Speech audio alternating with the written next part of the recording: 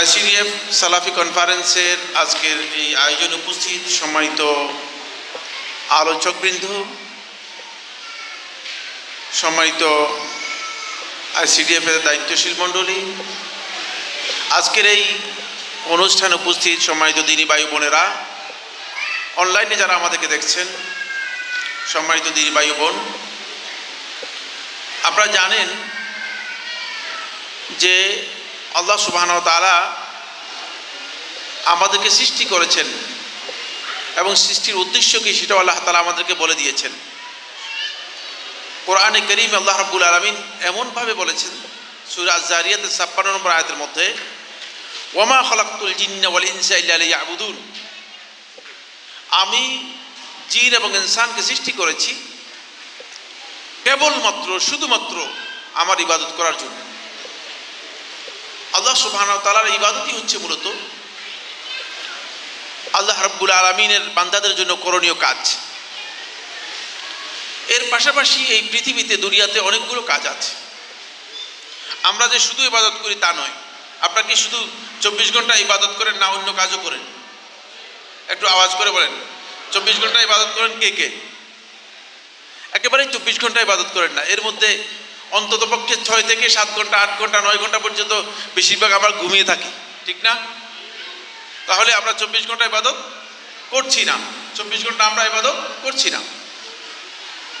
ঠিক এই দুনিয়ার যে কাজগুলো আছে সেই কাজগুলোর অন্যতম একটি কাজ হচ্ছে সেটা হলো এই মানুষ জীবন যাপনের জন্য, মানুষের জীবন যাপনের একটা শৃঙ্খলার প্রয়োজন আছে। সে শৃঙ্খলা থেকেই মূলত ইসলামী রাষ্ট্র ব্যবস্থা এবং ইসলামী রাষ্ট্রের ধারণা এসেছে। আমাকে বলা হয়েছে ইসলামী রাষ্ট্র ব্যবস্থার উপর কিছু কথা আলোচনা করার জন্য। আমার এখানে যে নোট আছে, আমি ১৫টি পয়েন্ট আপনাদের জন্য নোট করে নিয়ে এসেছি, কিন্তু এই কথাগুলো অনেক লোড বেশি, ভারী বেশি। এখন আপনারা সেই আসর থেকে আরম্ভ করে এই পর্যন্ত অনেক কথা শুনেছেন। আরও যদি ভারী কথা বলি আপনাদেরকে, আমার মনে হয় আপনাদের জন্য কঠিন হয়ে যাবে মনে হচ্ছে আমার। এখন আপনারা যদি মনে করেন যে না, আপনি কথা বলার দরকার নেই, যা বলেছেন যা শুনেছি যথেষ্ট, আমরা চলে যাব, তাহলে আমি ছেড়ে দিব। কি মনে করেন, আমি কি কথা বলবো কি বলবো না? আপনারা কি মনে করেন? হ্যাঁ, কারণ আপনারা মনে করছেন যে রাষ্ট্রের ক্ষমতা এসে যাচ্ছে, তো রাষ্ট্র ব্যবস্থা নিয়ে আলোচনা করবে। বলেন, আমাদের এই যে জুলাই আগস্ট বিপ্লব,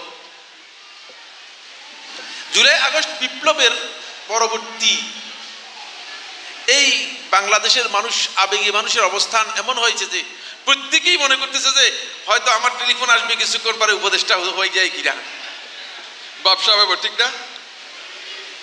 এমন একজন বলতেছে আমি কোনোদিন এখন আর টেলিফোনের সাউন্ড মিউট করি না। এটা কেন করেন না ভাই?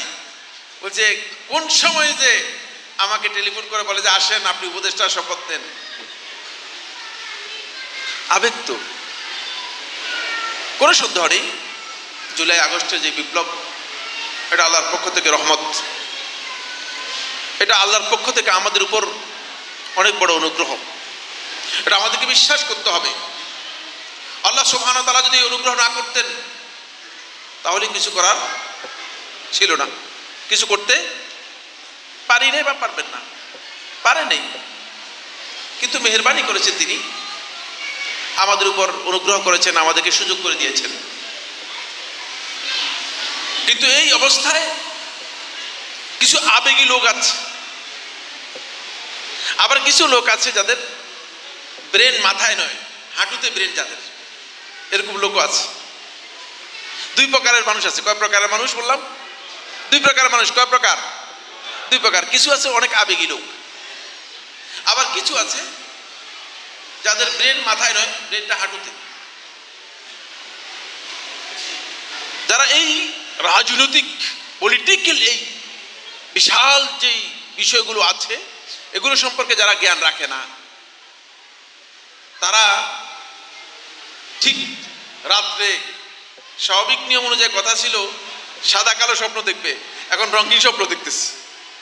এটা আরেকটা গলত। এই রঙিন স্বপ্নে কিছুই আসবে না,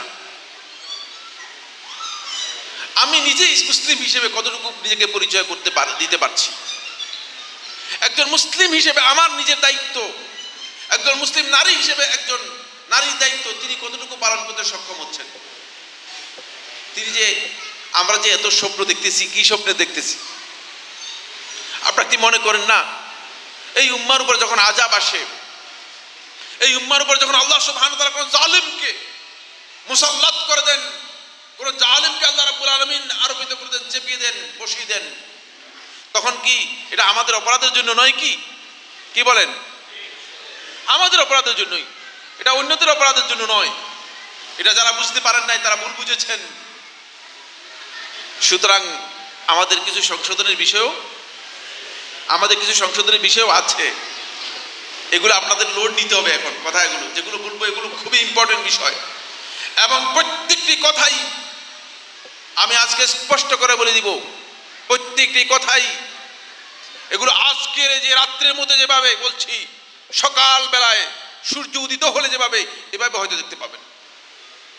কারণ হচ্ছে এগুলো ইসলামের মৌলিক চিন্তাধারা থেকে যে কথাগুলো এসেছে সেগুলো।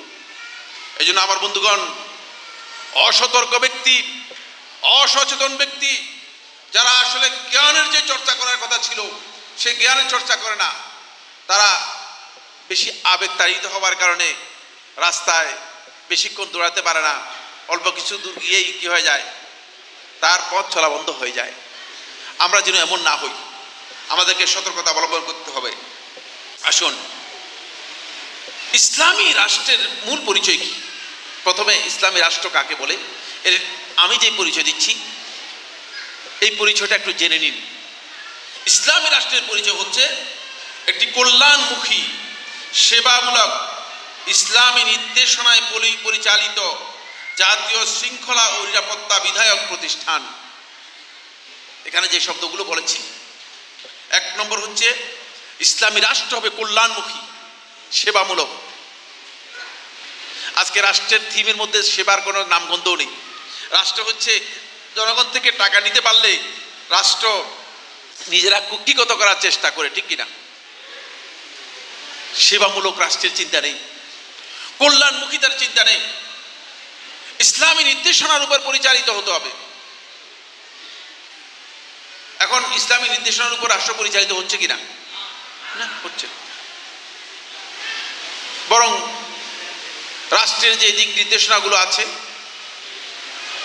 রাষ্ট্রের গঠনতন্ত্রের মধ্যে, রাষ্ট্রের সংবিধানের মধ্যেই ধর্মনিরপেক্ষতা, সমাজতন্ত্র, আরো হাবজাব কতগুলো বস্তা বাজা মানব রচিত মতবাদ যা আছে সবগুলো কি করা হয়েছে, ইনক্লুড করা হয়েছে। নাউজুবিল্লাহ, এটা ইসলামী রাষ্ট্রের সংজ্ঞা নয়। কিন্তু আমরা এখানে বসবাস করি, করতে হবে, আমাদের কোনো উপায়ও নেই। তার কারণ হচ্ছে আমরা নিজেদেরকে মুসলিম পরিচয় দিচ্ছি, কিন্তু ইসলামের জন্য আমার প্রচেষ্টা নেই। যে প্রচেষ্টা থাকা দরকার ইসলামের জন্য, যে প্রচেষ্টা নেই। এরপর আমি বলেছি এটা জাতীয় শৃঙ্খলা ও নিরাপত্তা বিধায়ক প্রতিষ্ঠান। বন্ধুগণ, মূলত ইসলামী রাষ্ট্রের এই থিমটা নবী সাল্লাল্লাহু আলাইহি ওয়াসাল্লামের ওই যে মদিনার সমাজ ব্যবস্থা, মদিনায় নবী সাল্লাল্লাহু আলাইহি ওয়াসাল্লাম যে সমাজ ব্যবস্থা কায়েম করেছিলেন, সেই মদিনার সমাজ ব্যবস্থার এক্সটেন্ড করা হয়েছে রাষ্ট্র ব্যবস্থাটাকে। পরবর্তীতে আল্লাহ নবী সাল্লাল্লাহু আলাইহি ওয়াসাল্লাম এই মদিনা মক্কা প্রায় পুরা হেজাজের মধ্যেই রাসূলুল্লাহ সাল্লাল্লাহু আলাইহি ওয়াসাল্লাম এমন একটি রাষ্ট্র প্রতিষ্ঠা করেছিলেন যে রাষ্ট্র মানুষের সকল প্রকার মৌলিক অধিকারকে নিশ্চিত করেছে, যে রাষ্ট্র মানুষকে ইসলামী জীবন যাপন করতে সহায়তা করেছে, যে রাষ্ট্র একজন মানুষকে তার ন্যায্য অধিকার ফিরিয়ে দেওয়ার জন্য দায়বদ্ধতা স্বীকার করে নিয়েছে, যে রাষ্ট্র তার মৌলিক ভিত্তি হচ্ছে ইনসাফের উপর, সেই রাষ্ট্র মুহাম্মদ সাল্লাল্লাহু আলাইহি ওয়াসাল্লাম প্রতিষ্ঠা করে গেছেন। পরে তারই উপর ভিত্তি করে মুহাম্মদ সাল্লাল্লাহু আলাইহি ওয়াসাল্লামের পরবর্তী 30 বছর রাসূলুল্লাহ সাল্লাল্লাহু আলাইহি ওয়াসাল্লাম 11 হিজরি সনের 12 রবিউল আউয়াল ইন্তেকাল করেছেন।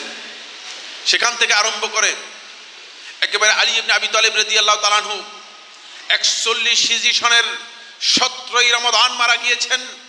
ওই লম্বা এই 30 বছর ঠিক আল্লাহ রাসূল সাল্লাল্লাহু আলাইহি ওয়াসাল্লাম যে মানহাজে যেভাবে রাষ্ট্র পরিচালনা করেছেন ঠিক সেভাবে রাষ্ট্র পরিচালিত হয়ে আসছে। সেখান থেকে মূলত রাষ্ট্রের এই ধারণা, বিশ্ববাসী কল্যাণমুখী রাষ্ট্রের ধারণা, সেবামূলক রাষ্ট্রের যে ধারণা রয়েছে সেই ধারণা লাভ করেছে। আর এটি কেন প্রয়োজন? 1 নম্বর পয়েন্ট হচ্ছে যে আমরা জানি যে ইসলাম হচ্ছে সর্বযুগের সর্বকালের মানব জাতির জন্য একটি কমপ্লিট জীবন ব্যবস্থা। এখানে আপনি কিভাবে ঘুমাবেন সেটাও আছে, আপনি কিভাবে টয়লেট সারবেন সেটাও আছে, আপনি কিভাবে রাষ্ট্রপ্রধান হবেন, রাষ্ট্র পরিচালনা করবেন সেটাও আছে।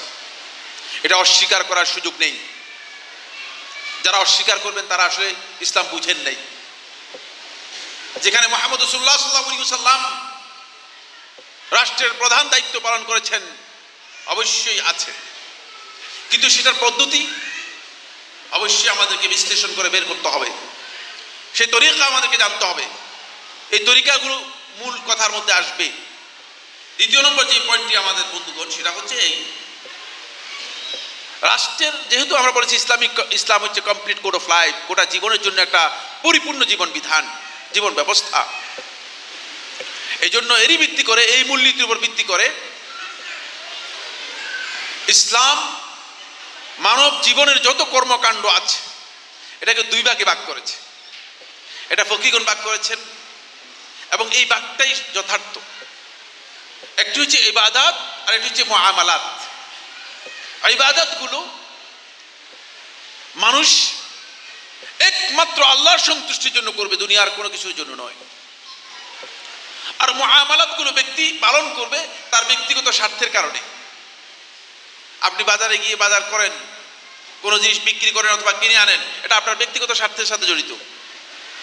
মুআমালাত যেগুলো আছে, এই মুআমালাতগুলো মানুষের জাগতিক ও জৈবিক যে প্রয়োজন রয়েছে এই প্রয়োজনের জন্য, কিন্তু এই ইবাদতগুলো সবগুলো একমাত্র আল্লাহর সন্তুষ্টির জন্য হতে হবে।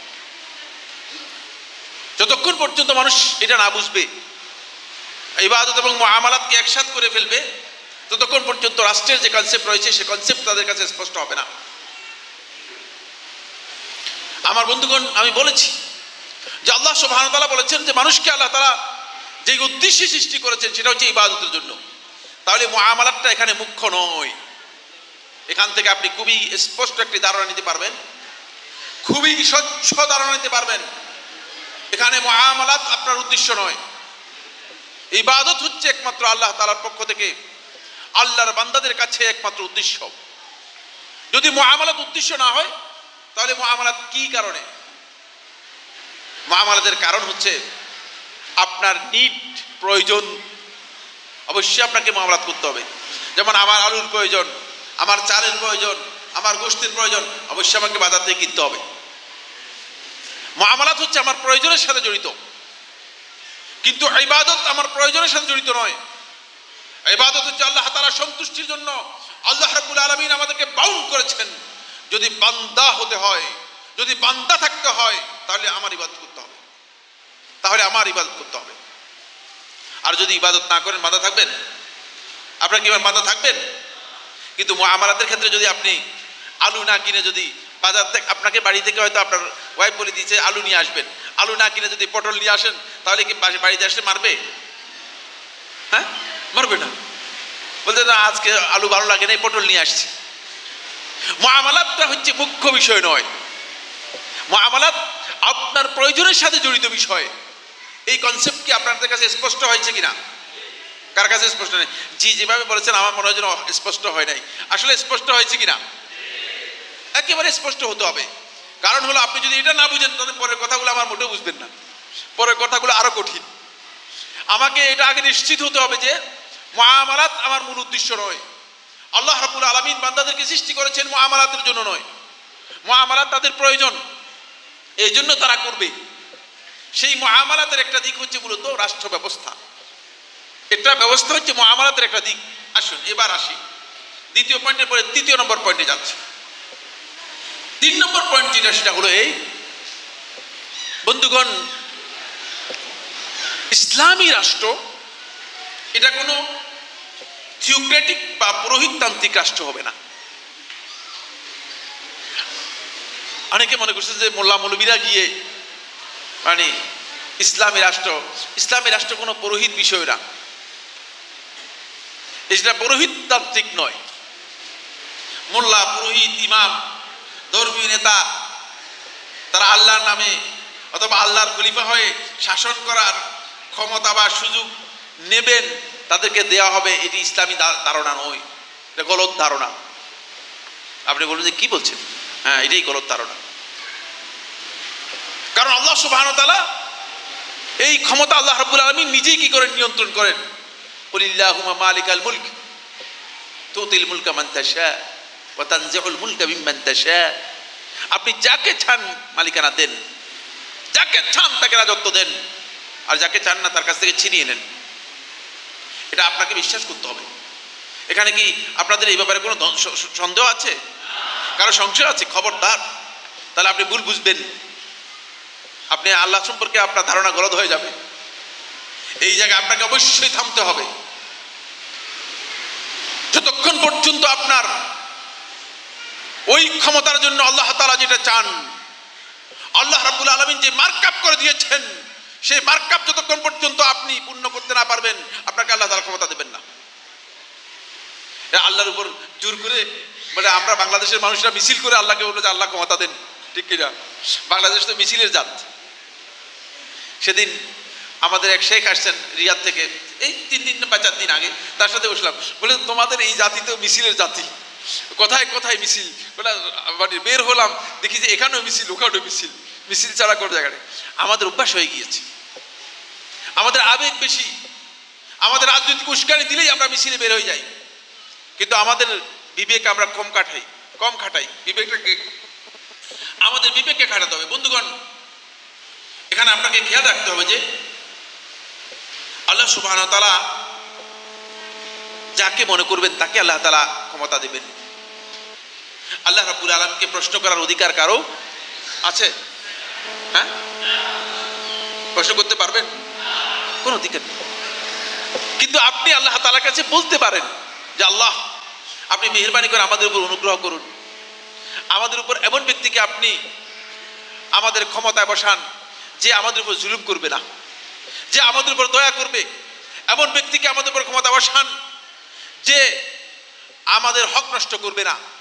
আল্লাহুম্মা লা তুসাল্লিত আলাইনা মান লা ইয়াখাবুকা। হে আল্লাহ, আমাদের উপর এমন ব্যক্তিকে আপনি কর্তৃত্ব দেবেন না, এমন ব্যক্তিকে ক্ষমতা দেবেন না যে আপনাকে ভয় করে না। এগুলো আপনি বলতে পারবেন, এগুলো বলার আপনার অধিকার আছে, এগুলো আল্লাহ তার কাছে চাইতে পারেন। কিন্তু আল্লাহকে বাউন্ড করতে পারেন না, বাধ্য করতে পারেন না যে আল্লাহ এটাই দিবেন। একটা কনসেপ্ট এখানে কাজ করছে, সেটা হলো এই, অনেকে মনে করে থাকেন যে এটা মনে হচ্ছে থিওক্রেটিক অর্থাৎ পুরোহিততন্ত্রের মতো। ফলে শিয়া রাফিজি সম্প্রদায় তাদের ইসলামী ধ্যান ধারণা হচ্ছে এই, শিয়া রাফিজিদের বিশ্বাসে ইসলামের রাষ্ট্র ব্যবস্থাকে রাজতান্ত্রিক ও পুরোহিততান্ত্রিক বলে দাবি করা হয়েছে। তারা বিশ্বাস করেন যে ইসলামের রাষ্ট্রীয় নেতৃত্ব বা রাষ্ট্র ক্ষমতা আলী রাদিয়াল্লাহু বংশধরদের মধ্যে হতে হবে। এটা হলো শিয়া রাফিজিদের ধারণা। এটা শুনেন, খুব গুরুত্বপূর্ণ বিষয়। আর রাষ্ট্রীয় নেতা বা ইমাম আল্লাহর খলিফা হিসেবে বিশেষ জ্ঞান, ক্ষমতা ও অধিকার সংরক্ষণ করেন। ফলে রাষ্ট্রীয় বিষয়ে তার মতামতই চূড়ান্ত। তার অনুপস্থিতি বা অদৃশ্য থাকার অবস্থায় ফকিগণ তার প্রতিনিধিত্ব করবেন। এটা হলো শিয়াদের আকীদা। আমাদের আকীদার সাথে কোনো মিল নেই।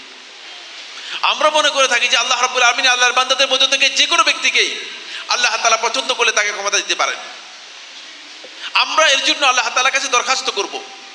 এটা আমাদের মুআমালাতের বিষয়, এটা মুখ্য বিষয় নয়। ফলে এই কারণেই এর জন্য আপনি অনেক বেশি আপনাকে ইফোর্ট দেওয়ার দরকার নেই, অনেক বেশি শক্তি দেওয়ার দরকার নেই। এখন একটা স্লোগান বের হচ্ছে, সেটা হলো এই, মানে আমরা অনেকেই ধারণা করতেছি যে রাষ্ট্রীয় ক্ষমতা দখল করতে পারলেই সবকিছু চেঞ্জ হয়ে যাবে। আপনি সব ইসলাম করে ফেলবেন, এটা গলত। কারণ মুসলিম না হলে লোকগুলোকে জোর করে মুসলিম বানাতে পারবেন? যদি জোর করে নামাজ পড়ান তাহলে লোকেরা নামাজ পড়বে, উজু করবে না, ঠিক কিনা? নামাজ হবে কিনা এদের? কোনো ব্যক্তিকে আপনি জোর করে কোনো ইবাদত করতে পারেন না। এজন্য আল্লাহ তাআলা স্পষ্ট করে বলে দিয়েছেন, লা ইকরাহা ফিদ্দীন, জোর করে আপনি তাকে ইবাদতের জন্য বাধ্য করতে পারেন না। আপনি বলবেন যে আপনি নামাজ পড়তেই হবে, অথচ সে নামাজ পড়বে না, এটা ইসলামের বিধান। আপনি জোর করে তাকে ইবাদত পালন করতে পারেন না। ফলে এই জায়গায় আপনি বিপদের মধ্যে পড়ে যাবেন। কেউ যদি অন্তর থেকে আল্লাহ তাআলার ইবাদত না করে থাকে, তাকে জোর করে যদি ইবাদত করানো হয় তাকে, তাহলে সেটা ইবাদত হয় না, সেটা জবরদস্তি হয়। এই জন্য আমার বন্ধুগণ, তাদেরকে ইবাদতের জ্ঞানও দিতে হবে। আসুন 4 নম্বর যে পয়েন্টটি নিয়ে কথা বলবো সেটা হচ্ছে, রাসূলুল্লাহ সাল্লাল্লাহু আলাইহি ওয়াসাল্লাম যখন যেই সমাজের মধ্যে এসেছিলেন, সেই সমাজের রাষ্ট্র ব্যবস্থা 3টি মূলনীতির উপর প্রতিষ্ঠিত ছিল। কয়টি বললাম? 3টি মূলনীতির উপর প্রতিষ্ঠিত। এক, খুব ভালো করে খেয়াল করুন, রাষ্ট্র ক্ষমতার উৎস বংশ ও জবরদখল। জোর যার মুল্লুক তার। কোন বংশের আপনি? কুরাইশ বংশের? কোন বংশের আপনি? অমুক বংশের। রাষ্ট্র ক্ষমতার উৎস ছিল এটি। দীর্ঘদিন পর্যন্ত পৃথিবীর ইতিহাস সাক্ষী, দীর্ঘদিন পর্যন্ত বংশীয়ভাবে রাষ্ট্র নিয়ন্ত্রণ করা হতো। দীর্ঘদিন পর্যন্ত জবরদস্তির উপর রাষ্ট্র নিয়ন্ত্রণ করা হতো। জোর করে রাষ্ট্র দখল করে ফেলত, রাষ্ট্র ক্ষমতা জোর করে দখল করে ফেলত। এটা হলো প্রথম পদ্ধতি, প্রথম মূলনীতি ছিল। দ্বিতীয় মূলনীতি হচ্ছে, রাষ্ট্রের মালিকানা ও সার্বভৌমত্ব রাজার, রাজ্যের সকল সম্পদ ও নাগরিক রাজার মালিকানাধীন। রাষ্ট্রের সম্পদ যা আছে সবই রাজার, মানে আমরা যারা নাগরিক আছি আমরাও কি রাজার মালিকানাধীন। এটা রাসূল সাল্লাল্লাহু আলাইহি ওয়াসাল্লাম যখন ক্ষমতা আসছেন, মানে দেশে মানে আসছেন, আগমন ঘটেছেন, তখন এই পদ্ধতি ছিল। খুব ভালো করে খেয়াল করুন, মানে তিনি সকল জবাবদিহিতার ঊর্ধ্বে। রাষ্ট্র ক্ষমতায় যিনি থাকবেন তাকে কেউ প্রশ্ন করতে পারবে না। প্রশ্ন করলে কল্লা শেষ, একেবারে সাথে শেষ করে দেবে। রাষ্ট্রের সম্পদ ও নাগরিকদের বিষয়ে তিনি ইচ্ছামতো সিদ্ধান্ত গ্রহণের ক্ষমতা রাখেন, তার সিদ্ধান্তই হচ্ছে আইন। এটা ছিল আল্লাহ নবী সাল্লাল্লাহু আলাইহি ওয়াসাল্লাম যখন ক্ষমতা আসেন, তখন রাষ্ট্রের দ্বিতীয় মূলনীতি। রাষ্ট্রের তৃতীয় মূলনীতি রাসূলুল্লাহ সাল্লাল্লাহু আলাইহি ওয়াসাল্লাম যখন ক্ষমতা আসেন, রাষ্ট্রের দ্বিতীয় মূলনীতি, সেই দ্বিতীয় মূলনীতি ছিল রাজা ঈশ্বরের প্রতিনিধি বা প্রতিভু। নাউজুবিল্লাহ। এটা আমাদের দেশে দীর্ঘদিন পর্যন্ত খুতবার মধ্যে আমরা শুনতাম, আর সুলতান উদিল্লুল্লাহ মান আহানা সুলতান আল্লাহি আহানাহুল্লাহ। খুতবার মধ্যে পড়ানো হতো। দেখেন, ওই সেখান থেকে এনেছে শিয়াদের তৈরি করা আকীদা, যে রাষ্ট্র ক্ষমতার যিনি আছেন তিনি হচ্ছেন আল্লাহর প্রতিভু। নাউজুবিল্লাহ মিন যালিক। এগুলো সব গলত ধারণা। আর সেগুলো তখনকার সময় আল্লাহ রাসূল সাল্লাল্লাহু আলাইহি ওয়াসাল্লাম যখন আগমন করেছেন, রাষ্ট্র ব্যবস্থা এর উপর ভিত্তি ছিল। যাদের কাছে ক্ষমতা ছিল তারা কারো কাছে জবাবদিহি করতো না, তারা আইনের অনেক ঊর্ধ্বে ছিল। কিন্তু রাসূলুল্লাহ সাল্লাল্লাহু আলাইহি ওয়াসাল্লাম যখন ক্ষমতা নিলেন, ইসলামী রাষ্ট্র যখন প্রতিষ্ঠিত হলো, ইসলামী রাষ্ট্র প্রতিষ্ঠিত হওয়ার পর ইসলামী রাষ্ট্রের জন্য মুহাম্মদ রাসূলুল্লাহ সাল্লাল্লাহু আলাইহি ওয়াসাল্লাম 3টি মূলনীতি দিলেন। এক নম্বর বিষয় হচ্ছে, রাষ্ট্র ক্ষমতার উৎস হচ্ছে মূলত রাষ্ট্রের জনগণ যারা আছে তারা। কারণ জনগণের মাধ্যমেই, জনগণ যাকে পরামর্শ দেবে তিনিই কি করবেন? ক্ষমতা রাখবেন, তিনিই ক্ষমতা থাকবেন। কোন ব্যক্তির জন্য জায়েজ নেই, রাসূলুল্লাহ সাল্লাল্লাহু আলাইহি ওয়াসাল্লাম হারাম করে গেছেন, আইয়া উম্মা কওমান ওয়া হুম লাহু কারিহুন, যে তারা কোন একটা গোষ্ঠীর, কোন একটা জাতির ইমামতি করবে, অথচ জনগণ তাকে পছন্দ করে না। আরে মসজিদের ইমামতি যদি আপনার জন্য নাজায়েজ হয়, তাহলে দেশের ইমামতি জায়েজ হবে কিনা? প্রশ্নই আসে না। খুব ভালো করে বুঝুন, আল্লাহ রাসূল সাল্লাল্লাহু আলাইহি ওয়াসাল্লাম বলেছেন যে কোন ব্যক্তি যদি ঈমানদার হয়ে থাকে, তার জন্য বৈধ নয় সে মসজিদে ইমামতি করবে, অথচ জনগণ তাকে বলবে ভাই আপনার ইমামতিতে আমরা নামাজ পড়বো না, তাহলে সে ইমামতি করতে পারবে না, সালাত হবে না। রাসূল সাল্লাল্লাহু আলাইহি ওয়াসাল্লাম বলেছেন এই হাদিসের মধ্যে, সালাসাতুন, এই হাদিসের প্রথম লফজ হচ্ছে এই, সালাসাতুন লা তুরফাউ সালাতুহুম ফাওকা রাসিহিম শিবরা, 3 দল লোক রয়েছে এমন যাদের মাথার উপর এক বিগত পরিমাণ তাদের সালাত উপরে উঠবে না, অর্থাৎ কবুল মোটেও হবে না। তাদের মধ্যে ওই ব্যক্তি, যে ব্যক্তি জোরপূর্বক কোনো কওমের, জোরপূর্বক কোনো জাতির, জোরপূর্বক কোনো গোষ্ঠীর, কোনো জনশক্তির অথবা কোনো পপুলেশনের নেতৃত্ব গ্রহণ করে থাকে, এটা ইসলাম বৈধ করে না। আল্লাহ নবী সাল্লাল্লাহু আলাইহি ওয়াসাল্লাম এটাকে নিষেধ করে গেছে। এখানে আপনি ইমামতিও করতে পারবেন না, মসজিদের ইমামতি জায়েজ নেই, দেশের ইমামতি তো প্রশ্নই আসে না। 2 নম্বর, রাষ্ট্রের যে সম্পদ রয়েছে, এই সম্পদ হচ্ছে বাইতুমালিল মুসলিমিন, মুসলমানদের সকলের সম্পদ। এটার নাম দিয়েছে রাসূলুল্লাহ সাল্লাল্লাহু আলাইহি ওয়াসাল্লাম বাইতুল মাল, বাইতুমালিল মুসলিমিন, মুসলমানদের সম্পদ, মুসলমানদের সবার অধিকার এখানে আছে। এটার মালিকানা আপনার ব্যক্তি মালিকানা নয়। আপনি ক্ষমতায় আসছেন, আপনার মন মতো যা খুশি তা ব্যবহার করে ফেলবেন, যা খুশি তা খরচ করে ফেলবেন, যা খুশি তা নিয়ে যাবেন, ইসলাম এটাকে অনুমোদন দেয় না। ইসলামী রাষ্ট্রের মধ্যে এটি বৈধ নয়। তবে এখানে একটি প্রশ্ন আসবে, সেই প্রশ্নটি খুবই গুরুত্বপূর্ণ, ইম্পর্টেন্ট। সেটা হচ্ছে এই, এখানে মালিকানা বলতে মানুষের স্বাভাবিক মালিকানাকে বোঝানো হচ্ছে। সার্বভৌমত্ব যেটাকে বলা হয় তাকে সুভারেন্টি, সুভারেন্টি যেটাকে বলা হয় তাকে সার্বভৌমত্ব একমাত্র আল্লাহ তাআলার। কারণ এই পৃথিবীর যত জিনিস আছে সব কিছুর মালিক কে? সব কিছুর মালিক। এটা আমাদের বিশ্বাস করতে হবে। এটা ইসলামী রাষ্ট্রের মূলনীতির মধ্যে অন্যতম একটি মূলনীতি। সেটা হচ্ছে এই যে এই পৃথিবীর যত কিছু আছে সব কিছুর মালিক কে? আল্লাহ তাআলা। সুভারেন্টি, সার্বভৌমত্ব কার? আল্লাহ তাআলার। এরপরে মানুষ মালিক হবে বস্তুর মালিকানা। যেমন আপনি আপনার ঘরের মালিক না, তা আপনি কি বলবেন আমি ঘরের মালিক নই? হ্যাঁ, না, আপনি মালিক। কিন্তু মালিক যতটুকু আপনার মালিকানা, মালিক যতটুকু আপনাকে মালিকানা দিয়েছে ততটুকু মালিক, সেই মালিকানা অবশ্যই আপনাকে স্বীকার করতে হবে। দ্বিতীয় যে মূলনীতি রাসূলুল্লাহ সাল্লাল্লাহু আলাইহি ওয়াসাল্লাম দিয়ে গেছেন সেটা হলো এই, শাসকের কোনো অভ্রান্ততা বা পবিত্রতা নেই। যিনি শাসক হবেন, যিনি রাষ্ট্রপ্রধান হবেন, তিনি পুত পবিত্র হবেন, তিনি আল্লাহর প্রতিভু হবেন, এটা নেই। কারণ শাসকের ভুল হতে পারে, শাসক শাসন করতে গিয়ে তার কোনো ভুল হয়ে যেতে পারে, গলত হতে পারে। সুতরাং শাসকের জন্য এই কাদাসত, পুরোহিতদের জন্য যেমন কাদাসত সাব্যস্ত করেছে পাদ্রী যারা আছে তাদের জন্য, খ্রিস্টানরা, শিয়ারা তাদের ইমামদের জন্য কাদাসত সাব্যস্ত করেছে। তারা বলেছে যে তাদের ইমামরা মাসুম, একেবারে নিষ্পাপ, নাউজুবিল্লাহি মিন যালিক। এইভাবে রাষ্ট্রপ্রধান যিনি হবেন তার জন্য এটা সাব্যস্ত হবে না। কারণ রাষ্ট্রপ্রধানের ভুল হতে পারে, তার ত্রুটি বিচ্যুতি হতেই পারে। এই 3টি মূলনীতির উপর মূলত ইসলামী রাষ্ট্র প্রতিষ্ঠিত হবে। এবং আপনাকে এখানে খেয়াল রাখতে হবে যে ইসলামী রাষ্ট্রে যিনি প্রধান হবেন তিনি নিষ্কুলুষ হওয়ার কোনো সুযোগ নেই। হতে পারে যে তিনি ভুল করতে পারেন।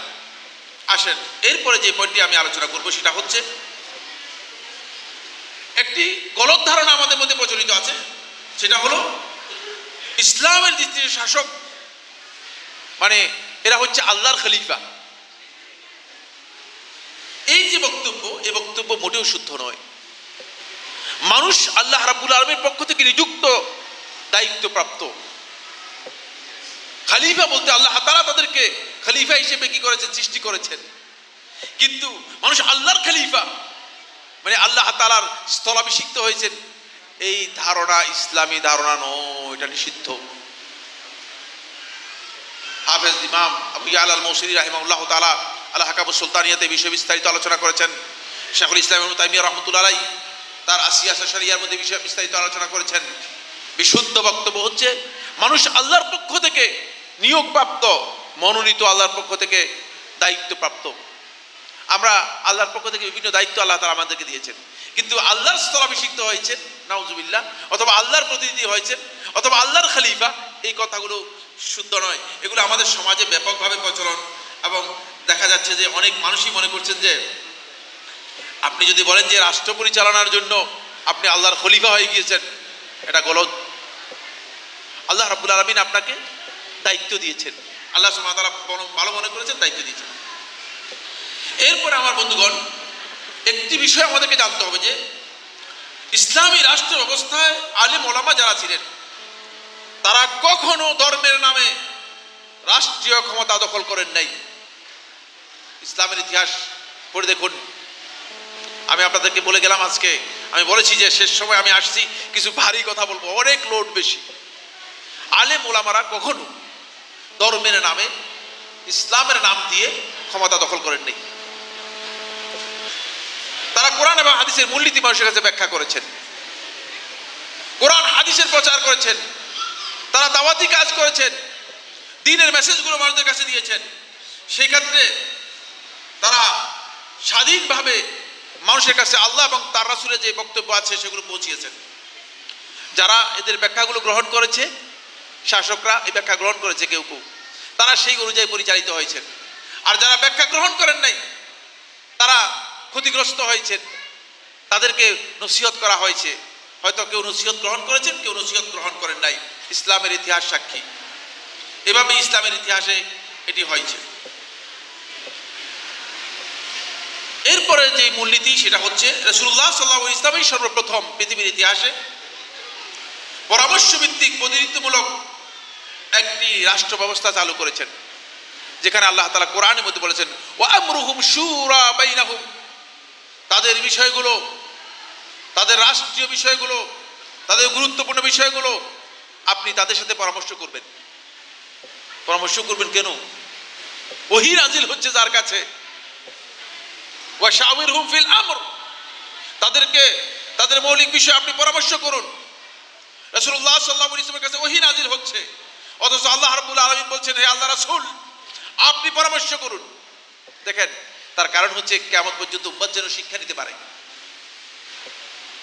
মানুষ যেন পরামর্শ থেকে এবং মানুষকে প্রতিনিধিত্ব থেকে যেন মানুষ বঞ্চিত না করে। এই জন্য ইসলামী রাষ্ট্রে এটি খুবই গুরুত্বপূর্ণ বিষয়। এরপরে যে পয়েন্টটি 9 নম্বর পয়েন্ট হচ্ছে, প্রত্যেকটি রাষ্ট্রের মূল দায়িত্ব হচ্ছে নাগরিকদের বৈষম্যহীন অধিকার ও আইনের শাসন প্রতিষ্ঠা করা। ইসলামী রাষ্ট্রে এটা বৈশিষ্ট্য, নাগরিককে বৈষম্যহীন অধিকার এবং আইনের শাসন প্রতিষ্ঠা করতে হবে। দুর্ভাগ্যের বিষয়, আমাদের দেশগুলো, বিশেষ করে তৃতীয় বিশ্বের দেশগুলো, এখানে আইনও প্রয়োগ করা যায় না, আর বৈষম্য কি করা যায় না, দূর করা যায় না। এর একটি মাত্র কারণ হচ্ছে যেহেতু সরকার নিজেও কখনো কখনো নিজেকে পরিচালনা করেন না। এটা আপনারা যারা সরকারে গিয়েছেন, সরকারে কে কে গিয়েছেন, একজনও জানতে, আমিও যাই না, সুতরাং আমরা বলতে পারবো না। কিন্তু যারা সরকারে গিয়েছে তাদের সাথে আমাদের কথাবার্তা যখন হয়েছে তখন বলেছে যে আমরা পারি না, আমরা পারছি না। আমাদের সাথে কয়েকজনের সাথে, যাদের সাথে কথা হয়েছে, বলতে আমরা পারছি না। তার কারণ হচ্ছে আপনি মোড়লের উপর মোড়ল আছে, মোড়লের উপর কি আছে, আপনি তো ইউনিয়নের মোড়ল, কিন্তু উপজেলার মোড়ল তো নয়। বুঝতে পেরেছেন? এখন উপজেলার মোড়লের উপর কি আছে, জেলার মোড়ল আছে, জেলার মোড়লের উপর কি আছে, দেশের মোড়ল আছে, দেশের মোড়লের উপর আন্তর্জাতিক মোড়ল রয়েছে। ফলে বিষয়গুলো যত সহজ করে বলা যায়, যত সহজ করে অঙ্ক কষা যায়, কিন্তু সহজ করে বাস্তবায়ন করা যায় না। যায় কি না? এটা সহজ নয়। আপনারা হয়তো মনে করছেন যে মাশাআল্লাহ এখন অনেকের কাছে দিব্যি দিবা আলোকের মতো লাল নীল স্বপ্ন দেখতেছেন, মনে হয় যেন এই করে ফেলবেন, সেই করে ফেলবেন। মাশাআল্লাহ প্রতিদিন রাজনৈতিক দলগুলো মিটিং মিছিল ইত্যাদি করতেছেন, কিন্তু আদৌ কি হচ্ছে, কোথায় কি হবে, এটা আল্লাহ তাআলাই সবচেয়ে কি জানেন ভালো। ওয়া মাকারু মাকরান, তারা ষড়যন্ত্র করেছে, আল্লাহ তাআলা তাদের ষড়যন্ত্র সম্পর্কে জানেন। আল্লাহ রাব্বুল আলামিন সবচেয়ে উত্তম পরিকল্পনাকারী, ঠিক কি না? পরিকল্পনা কে করেন? আল্লাহ তাআলা করবেন। উত্তম পরিকল্পনা আল্লাহ রাব্বুল আলামিন করবেন। এরপর আসেন আমার বন্ধুগণ, ইসলামী রাষ্ট্রের জন্য সবচেয়ে গুরুত্বপূর্ণ দিক হচ্ছে যেটি, সেটা হলো ইসলামী রাষ্ট্রে আইন থাকতে হবে, বিচার ব্যবস্থা থাকতে হবে। আলহামদুলিল্লাহ, ইসলাম এই দিক থেকে সবচেয়ে শ্রেষ্ঠ একটি দিন, যেখানে মানবতাকে সকল প্রকার বৈষম্য থেকে, সকল প্রকার অন্যায় থেকে বাঁচানোর জন্য একটা সুন্দর আইন দেয়া আছে, দিবালোকের মতো আইন দেয়া আছে। কোরআনের আইন রাসূলুল্লাহ সাল্লাল্লাহু আলাইহি ওয়াসাল্লাম দিয়ে গেছেন, সেই আইন আমাদের কাছে আছে। আজকে সেই আইন প্রয়োগ না করার কারণে মুসলিমরা সবচেয়ে বেশি ক্ষতিগ্রস্ত। এরপরে ইসলামী বিচার ব্যবস্থা রয়েছে, যে বিচার ব্যবস্থা আল্লাহ রাসূল সাল্লাল্লাহু আলাইহি ওয়াসাল্লামের সময় থেকে এর পরিপূর্ণতা লাভ করেছিল ওমর ইবনে খাত্তাব রাদিয়াল্লাহু আনহুর সময়। এই তো এত সুন্দর পরিপূর্ণ বিচার ব্যবস্থা। আজকের যারা বিচারক রয়েছেন তাদেরকে আমরা স্পষ্ট করে বলবো, আপনারা হয়তো মনে করেছেন যে ব্রিটিশ ল পড়ে আর ব্রিটিশ বিচার ব্যবস্থা নিয়ে মনে করছেন যে এটাই হচ্ছে বিচার ব্যবস্থা। একটু ইসলামের কাছে আসুন, একটু আলেমদের কাছে আসুন, বিচার ব্যবস্থার জ্ঞান আপনারা নিতে পারবেন, যে বিচার ব্যবস্থা সম্পর্কে আপনারা জানেন না। আজকে দুর্ভাগ্যের বিষয়, আলেমদের সেখানে কোনো অ্যাক্সেসই নেই, সেখানে যাওয়ারই সুযোগ নেই। তার কারণ হচ্ছে বিচার ব্যবস্থা পুরোটাই একটা সিন্ডিকেটের মতো দখল করে আছে, বিচার ব্যবস্থা সিন্ডিকেটের মতো দখল করে আছে। মনে হয় যেন আর বিচারিক জ্ঞান কারো নেই। না, আমাদের সবচেয়ে দুর্ভাগ্যের বিষয় হচ্ছে এই যে আমরা ইসলামকে আসলে সেভাবে পালন করতে পারি নাই। আমার বন্ধুগণ, আল্লাহ সুবহানাহু ওয়া তাআলা কোরআনে কারীমের সূরা আন-নূরের 55 নম্বর আয়াতের মধ্যে ইসলামী রাষ্ট্রের মূল কথাগুলো বলে দিয়েছেন। ইসলামী রাষ্ট্রের মৌলিক বিষয়গুলো আল্লাহ তাআলা বলে দিয়েছেন। সূরা আন-নূরের 55 নম্বর আয়াতের মধ্যে আল্লাহ তাআলা বলেন, ওয়া'আদাল্লাহু আল্লাযীনা আমানু মিনকুম, আল্লাহ রাব্বুল আলামিন তোমাদের মধ্যে যারা ঈমানদার, ঈমান এনেছেন তাদেরকে ওয়াদা করেছেন, ওয়া আমিলুস সালিহাত, এবং যারা নেক আমল করবে, লা ইস্তাখলিফান্নাহুম ফিল আরদ, আল্লাহ তাআলা পৃথিবীতে তাদেরকে আল্লাহ রাব্বুল আলামিন কর্তৃত্ব দেবেন। সুবহানাল্লাহ, আল্লাহ তাআলা ওয়াদা করেছেন। আল্লাহ তাআলা ওয়াদা করলে ওয়াদা খেলাফ করেন কিনা? আল্লাহ তাআলা ওয়াদা খেলাফ করেন? তো আমাদেরকে ওয়াদা করেছেন, আমাদেরকে কি দিবেন? কর্তৃত্ব দেবেন পৃথিবীতে। কিন্তু শর্ত হচ্ছে ঈমান পোক্ত হতে হবে এবং আমলে সালেহ থাকতে হবে। এই দুটি শর্তে আল্লাহ রাব্বুল আলামিন আমাদেরকে কর্তৃত্ব দিবেন। এই দুটি শর্ত যদি আমাদের মধ্যে না থাকে তাহলে আমরা কর্তৃত্ব পাবো না। কামা ইস্তাখলাফাল্লাযীনা মিন ক্বাবলিহিম, যাতে করে যেমনি ভাবে আল্লাহ তাআলা তাদের পূর্ববর্তীদেরকে, তাদের আগের লোকদেরকে আল্লাহ রাব্বুল আলামিন কর্তৃত্ব দিয়েছিলেন। এরপরে আল্লাহ তাআলা বলতেছেন যে আল্লাহ সুবহানাহু ওয়া তাআলা ওয়ালা ইউমাক্কিনান্না লাহুম দীনাহুমুল্লাযী তাদা লাহুম, আল্লাহ রাব্বুল আলামিন তাদের দ্বীনকে, যেটা আল্লাহ তাআলা তাদের জন্য সন্তুষ্ট চিত্তে মনোনীত করেছেন, সেই দ্বীনকে তাদের জন্য পরিপূর্ণভাবে বাস্তবায়ন করার ক্ষমতা দেবেন। এটা হচ্ছে যখন আপনাকে ক্ষমতা দেবেন তখন। এবং ওয়ালা ইউবাদদিলান্নাহুম মিন বা'দি খাউফিহিম আমনা, নিরাপত্তা দেবেন। কিন্তু আল্লাহ তাআলা সাথে বলেছে লা ইয়াবুদুনানি লা ইউশরিকুনা বি শাইআ, তারা আমার একমাত্র ইবাদত করবে, আমার সাথে শিরক করতে পারবে না, তাহলেই তারা এই মর্যাদাটুকু পাবে। এখান থেকে একটি বিষয় আমি আপনাদের এই দৃষ্টি আকর্ষণ করব, সেটা হচ্ছে এটা কি আল্লাহ তাআলা দিবেন বলছেন, না আমাদেরকে বলছে আল্লাহ তাআলা আমাদেরকে বলছে আমরা নিব? কোনটা বলছেন? আমরা কি এটা নিতে পারবো কিনা? নিতে পারবো না। দিবেন হাতে, কার হাতে? এটা কি আপনারা এই আয়াত থেকে বুঝতে পেরেছেন? এটা আল্লাহ তাআলার ওয়াদা, আল্লাহ রাব্বুল আলামিনের হাতে। তাহলে আল্লাহ তাআলার হাতের এই জিনিসটুকু আমাদেরকে নিতে হলে আমাদের কাজ কি করতে হবে? তৈরি করতে হবে, আমাদের কাজ থাকতে হবে, আমাদের ঈমান পরিপূর্ণ হতে হবে, আমাদের আমলে সালেহ হতে হবে, তাহলে আমরা এই কাজটুকু পাবো। এবং ইসলামী রাষ্ট্রের অন্যতম মৌলিক আরেকটি কাজ আল্লাহ সুবহানাহু ওয়া তাআলা অন্য আয়াতের মধ্যে বলেছেন, আল্লাযীনা ইন মাক্কান্নাহুম ফিল আরদ, যাদেরকে আমি পৃথিবীতে ক্ষমতা দেব, আকামুস সালাহ, তারা সালাত কায়েম করবে, ওয়া আতাউ যাকাত, যাকাত আদায় করবে, ওয়া আমারু বিল মারুফ, ভালো কাজের নির্দেশ দিবে, ওয়া নাহাউ আনিল মুনকার, এবং খারাপ কাজ থেকে মানুষদেরকে বারণ করবে, নিষেধ করবে। এটা হচ্ছে যখন রাষ্ট্রের ক্ষমতা আসবে তখন তাদের দায়িত্ব কি হবে রাষ্ট্রের, সেই কথাটি আল্লাহ রাব্বুল আলামিন বলে দিয়েছেন। আমার বন্ধুগণ, এরপরে আমি যে বিষয়টি আলোচনা করব সেটা হচ্ছে এই সমকালীন সময়ে অনেকগুলো ভুল চেতনা আমাদের মধ্যে কাজ করছে। এর অন্যতম দুটি ভুল আলোচনা করে আমার আলোচনা শেষ করে দেব এবং আরেকটি কথা বলবো আপনাদের। আমার আলোচনার সময় কতটুকু আমি জানি না, সময় প্রায় সময় শেষ হয়ে গেছে। একটি হচ্ছে একদম লোকের ধারণা হচ্ছে যে গণতান্ত্রিক প্রক্রিয়ায় মানে ইসলাম প্রতিষ্ঠা করবে, ইকামতে দ্বীন করবে, রাষ্ট্র প্রতিষ্ঠা করবে, ইসলামী রাষ্ট্র প্রতিষ্ঠা করবে। আমি আপনাদেরকে স্পষ্ট করে বলে দিচ্ছি, গণতান্ত্রিক প্রক্রিয়ায় রাষ্ট্র ক্ষমতা দখল করা গেলেও সম্পূর্ণরূপে ইসলাম প্রতিষ্ঠা সম্ভব নয়। রাষ্ট্র ক্ষমতায় আপনি যেতে পারবেন কিন্তু ইসলাম প্রতিষ্ঠা করতে পারবেন না। এই জন্য গণতান্ত্রিক প্রক্রিয়াটা ইসলামী প্রক্রিয়া নয়।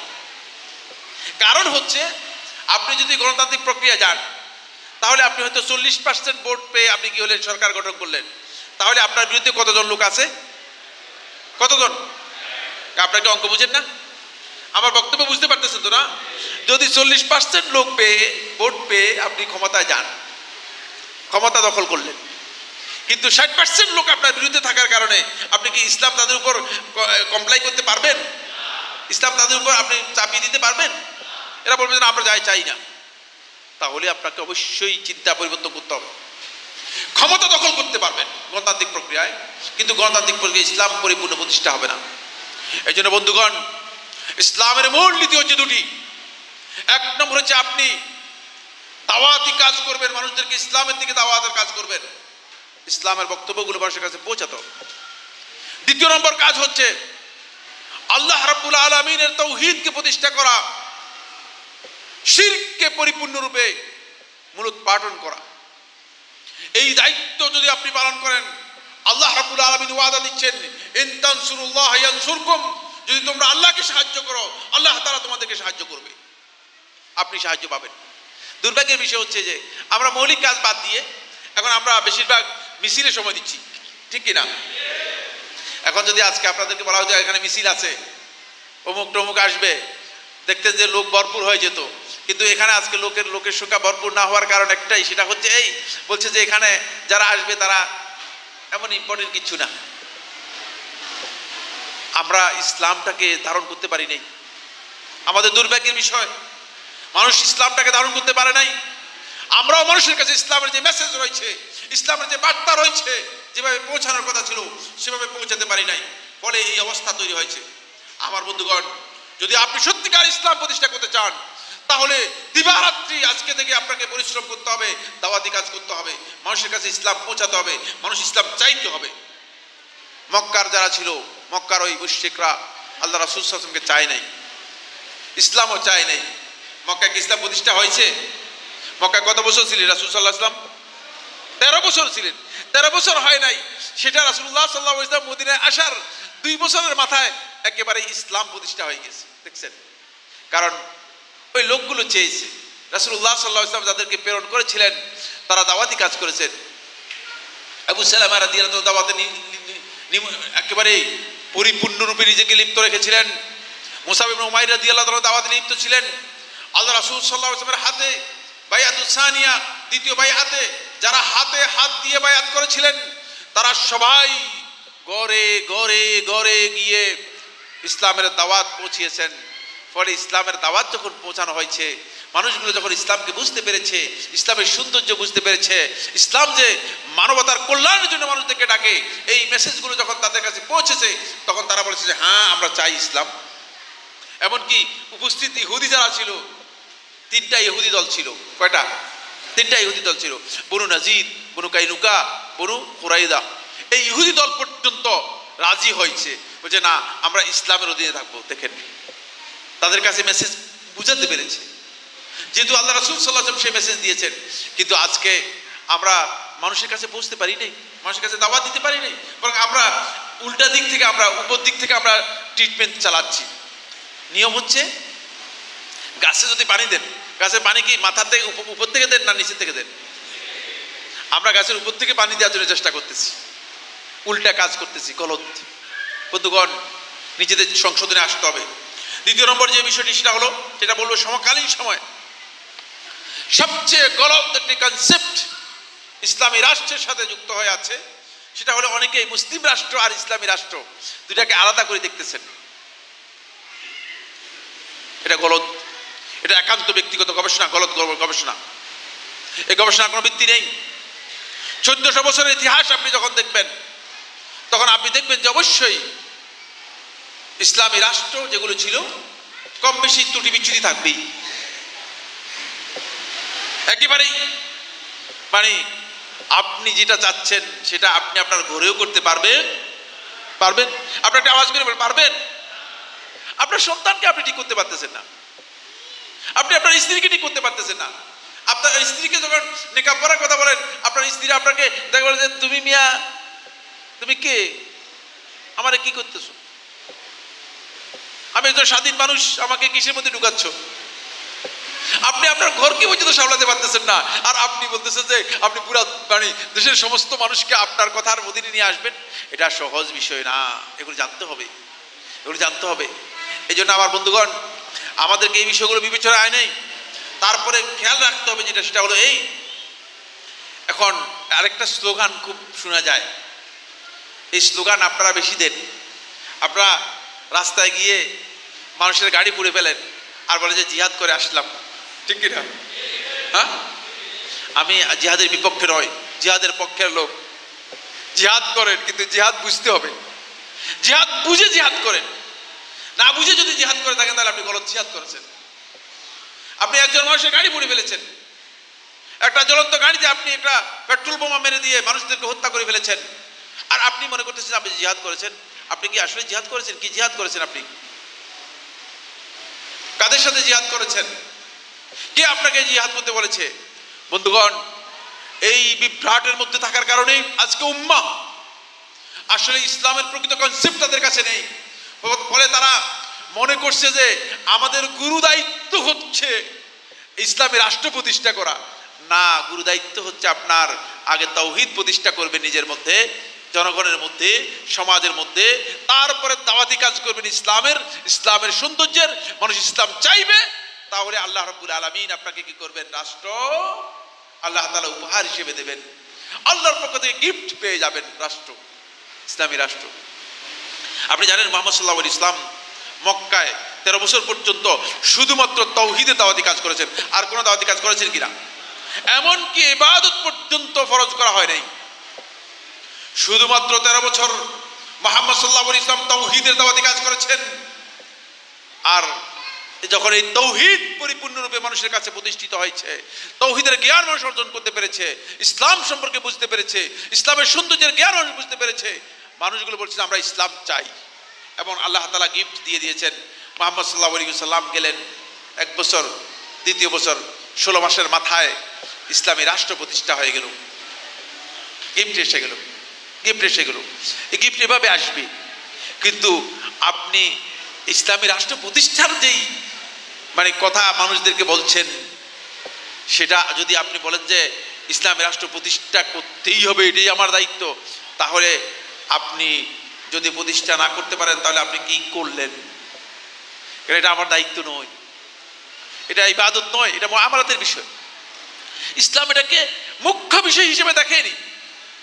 হ্যাঁ, রাষ্ট্র হলে অবশ্যই ইসলাম উপকৃত হবে, মুসলমানরা উপকৃত হবে, মুসলমানদের স্বার্থ নিশ্চিত করা হবে, এবং মুসলমান নয় অমুসলিমরাও সেখানে তারা আদল, ইনসাফ, জাস্টিস পাবে, কোনো সন্দেহ নেই আমার বন্ধুগণ। তাই আসুন আমরা ইসলামী রাষ্ট্র ব্যবস্থায় মৌলিক যে মূলনীতিগুলো, কিছু মূলনীতি আপনাদের সামনে শেয়ার করলাম, আমরা এই কনসেপ্ট যেন আমাদের মধ্যে কাজ না করে। অনেকের মধ্যে এই ধারণা কাজ করছে যে সালাফি আলেম যারা আছেন, যারা সালাফি দাওয়াতি মিশনে কাজ করছেন, তারা ইসলামী রাষ্ট্রের বিরোধী। নাউজুবিল্লাহ বলেন, আওয়াজ করে বলেন নাউজুবিল্লাহ।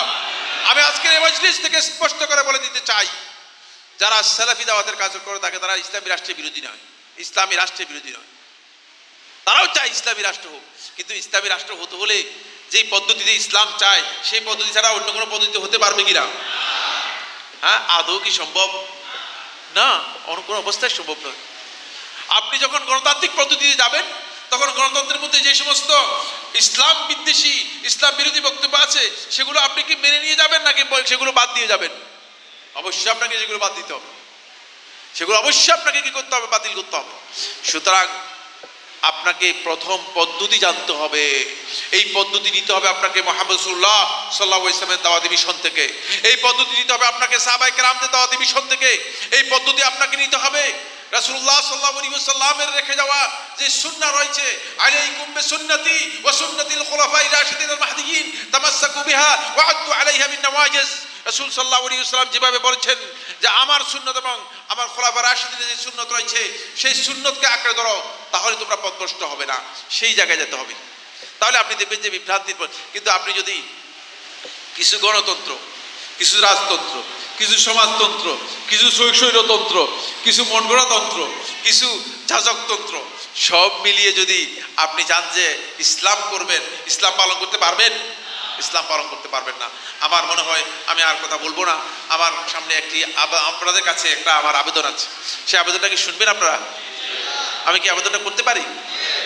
আমার বন্ধুগণ, আপনারা জানেন যে আইসিডিএফ দীর্ঘদিন থেকে এখানে একটা মসজিদ কমপ্লেক্স করার চিন্তা আইসিডিএফ করে যাচ্ছে, কিন্তু আল্লাহ তাআলা কবুল না করলে হবে না, এটা আমি জানি। আমরা আল্লাহ তাআলার কাছে কান্নাকাটি করে চাই আল্লাহ তাআলা যেন আইসিডিএফের এই যে আকাঙ্ক্ষা, এই যে ইচ্ছা, এটা যেন আল্লাহ তাআলা কবুল করেন, বলুন আমিন। আপনারা দোয়া করবেন যেন আইসিডিএফ কমপ্লেক্স যেটা রয়েছে, মানে মসজিদ মাদ্রাসা কমপ্লেক্স যেন দ্রুত আমরা করতে পারি, আল্লাহ তাআলা আমাদেরকে তৌফিক দান করুন, বলুন আমিন। আপনাদের কি এই ধরনের কমপ্লেক্স হওয়ার দরকার আছে মনে করেন কিনা? এই ধরনের কমপ্লেক্স হওয়ার দরকার রয়েছে বন্ধুগণ। এখানে প্রোগ্রাম না করে যদি আমরা কমপ্লেক্সে প্রোগ্রাম করতাম, তাহলে আপনারা খুব দিব্যি সুন্দর আরামে প্রোগ্রাম শুনতে পারতেন, কিন্তু সেটা আজকে সম্ভব হয় নাই, যেহেতু আমাদের কাছে কোনো কমপ্লেক্স নাই। এই জন্য মসজিদ প্রজেক্টের জন্য আমরা অলরেডি ঘোষণা দিয়ে দিয়েছি। আপনারা এই মসজিদ নির্মাণের জন্য প্রত্যেকে আল্লাহ রাব্বুল আলামিনকে সাক্ষী রেখে আমি সবার কাছে আবদার করে যাচ্ছি, আল্লাহ তাআলাকে সাক্ষী রেখে আপনার সামর্থ্য অনুযায়ী সর্বোচ্চ দান যেটা সেটা করবেন কিনা ইনশাআল্লাহ। আল্লাহ রাব্বুল আলামিনকে সাক্ষী রেখে করবেন যে আমি যতটুকু পারি ততটুকু দান করব, এই দান করে যাবেন। এবং আপনারা এই যেন কমপ্লেক্সটা হয়, এখানে যেন নির্ভেজাল সহি আকীদার যে দাওয়াত রয়েছে, যেটা সত্যিকার মানহাজুস সালাফ, সালাফদের মানহাজের যে দাওয়াত রয়েছে, সেই দাওয়াত যেন এখানে প্রতিষ্ঠা করা যায়, এই জন্য আপনারা সর্বোচ্চ চেষ্টা করবেন ইনশাআল্লাহ তাআলা। করবেন তো ইনশাআল্লাহ? এই জন্য আমি আপনাদের কাছে দাবি রাখছি, আপনারা ইনশাআল্লাহ তাআলা আপনাদেরকে একটা ডেমো দেওয়া আছে, সেখানে আপনারা আপনাদের নাম লিখিয়ে যাবেন এবং আপনারা দান এখন দিতে হবে বাধ্যতামূলক নয়, প্রয়োজনে অন্য সময় দেন, আপনারা লিখিয়ে যেতে পারবেন। আর শেষ আবদার হচ্ছে এই প্রত্যেকটা মজলিস বরকতের মজলিস, এখানে কোরআন হাদিসের কথা আলোচনা করা হয়েছে, আল্লাহ রাব্বুল আলামিনের রহমত এখানে নাজিল হয়। যদি আপনি এই মজলিসের মধ্যে কিছু না বুঝেন, তাহলেও কি আপনি এই মজলিস থেকে হতভাগা হিসেবে যাবেন? রাসূল সাল্লাল্লাহু আলাইহি ওয়াসাল্লাম বলেছেন, লা ইয়াশকা জালিসুহুম, তাদের সাথে যারা বসবে তারা যদি কিছু নাও বুঝে, যদি কিছু অর্জন করতে নাও পারে, তাদের সাথী যে হবে সে কোনোদিন হতভাগা হবে না। সুতরাং কেউ এখানে হতভাগা হবেন না, যেহেতু রহমতের জায়গা, বরকত আল্লাহ রাব্বুল আলামিন নাজিল করে থাকেন। রাসূলুল্লাহ সাল্লাল্লাহু আলাইহি ওয়াসাল্লাম বলেছেন যে আল্লাহর পক্ষ থেকে তাদের উপর রহমত নাজিল হয় এবং রহমত দিয়ে তাদেরকে আচ্ছাদিত করে দেন। সুতরাং এই মজলিস, বরকতের মজলিসের জন্য আমরা একটা মজলিসি বৈঠকের জন্য যে দান, কারণ এখানে অনেক খরচ হয়েছে, খরচের জন্য একটা দান রয়েছে। আমি আইসিডিএফের ভাইদেরকে বলবো, আপনারা মেহেরবানি করে যাবেন সবাই। মানে এখন সবচেয়ে বড় ভূমিকা পালন করবে শয়তান লাআনাতুল্লাহি আলাইহি, বুঝলেন না? বলবে যে বড় হয়ে কালেকশন করার জন্য আসছে, আল্লাহর কসম ভাবি কালেকশন করার জন্য আসি নেই, কালেকশন করার জন্য আসিও নেই। কিন্তু এখানে আমার দাবি মনে করতেছি যে আপনাদের কাছে, যে অবশ্যই সবাই যার পকেটে যতটুকু সম্ভব, একজনও বাদ যাবেন না। 1 টাকা হলে 1 টাকা দিবেন, 1 টাকার নোট না থাকলে, মানে 8 আনা নোট থাকলে 8 আনা নোট দিয়ে যাবেন। সবাই আইসিডিএফের আজকের এই বৈঠকের খরচের জন্য, আজকের এই আয়োজনের খরচের জন্য সবাই দান করে যাবেন। বোনদের মধ্যেও আপনারা একটা বক্স পাঠিয়ে দেন, সবাই দান করবেন। আল্লাহ রাব্বুল আলামিন যেন আমাদের কাউকে এই দান থেকে মাহরুম না করেন। আল্লাহ সুবহানাহু ওয়া তাআলা আমাদের সবাইকে তৌফিক দান করুন। আমি আপনাদের সবাইকে অনেক অনেক ধন্যবাদ জানাচ্ছি যে আপনারা আলহামদুলিল্লাহ রাত্রের সেই 9:40 হয়ে গিয়েছে, অনেক লম্বা সময় আপনারা আমাদের এই প্রোগ্রামে অংশগ্রহণ করেছেন, অনেক দূর দূরান্ত থেকে এসেছেন। আল্লাহ রাব্বুল আলামিনের কাছে আমরা দোয়া করি, আল্লাহ তাআলা যে সমস্ত বাইরে আজকের এই সম্মেলনে, আজকের এই কনফারেন্সে অংশগ্রহণ করেছেন, আপনি তাদের উপর রহমত নাজিল করুন। আল্লাহ রাব্বুল আলামিন আপনি তাদের সবাইকে দ্বীনের উপর ইস্তেকামত দান করুন। রাব্বুল আলামিন মেহেরবানি করে তাদের সবাইকে যেন এই পৃথিবীতে থেকে যখন চলে যাবে, যেদিন বিদায় নিয়ে যাবে, বিদায়ের সময় যেন তারা কালেমাতুত তাওহীদ লা ইলাহা ইল্লাল্লাহ বলে যেতে পারে, সেই তৌফিক তাদেরকে দান করুন। রাব্বুল আলামিন আমাদের সবাইকে দ্বীনের উপর অবিচল থাকার তৌফিক দান করুন, আমাদের সবাইকে দ্বীনের জ্ঞান দান করুন। আল্লাহ রাব্বুল আলামিন আমাদের মধ্যে যারা অসুস্থ আছেন, বিপদগ্রস্ত আছেন, ঋণগ্রস্ত আছেন, সমস্যা সংকটগ্রস্ত আছেন, তাদের সবাইকে আল্লাহ রাব্বুল আলামিন এই সমস্যা সংকট থেকে আল্লাহ রাব্বুল আলামিন সবাইকে আফিয়ত দান করুন। আল্লাহ সুবহানাহু ওয়া তাআলা আইসিডিএফকে কবুল ও মঞ্জুর করুন। আমার বন্ধুগণ, আইসিডিএফের ভাইরা অনেক কষ্ট করেছেন এই আয়োজনের জন্য। এই আয়োজন তখনই সার্থক হবে যখন আমরা ইসলামের সহি যেই চিন্তাধারা আছে, সেই চিন্তাধারাটা আমরা মানুষের কাছে সেই মেসেজটা পৌঁছাতে পারবো। আমি আপনাদের সবাইকে অনুরোধ করব, ভাইরা কষ্ট করেছেন তাদের জন্য দোয়া করবেন। আল্লাহ রাব্বুল আলামিন আসির দায়িত্বশীল ভাইদেরকে সবাইকে আল্লাহ রাব্বুল আলামিন উত্তর তাদের সবাইকে সমৃদ্ধি, বরকত এবং তাদের সবাইকে আল্লাহ সুবহানাহু ওয়া তাআলা আল্লাহর পক্ষ থেকে রহমত দিয়ে আল্লাহ রাব্বুল আলামিন তাদেরকে প্রশান্তির মধ্যে থাকার তৌফিক দান করুন। আল্লাহ রাব্বুল আলামিনের কাছে এই দোয়া করে আজকের এই প্রোগ্রামের শেষ লগ্নে আপনাদের সবাইকে আবারও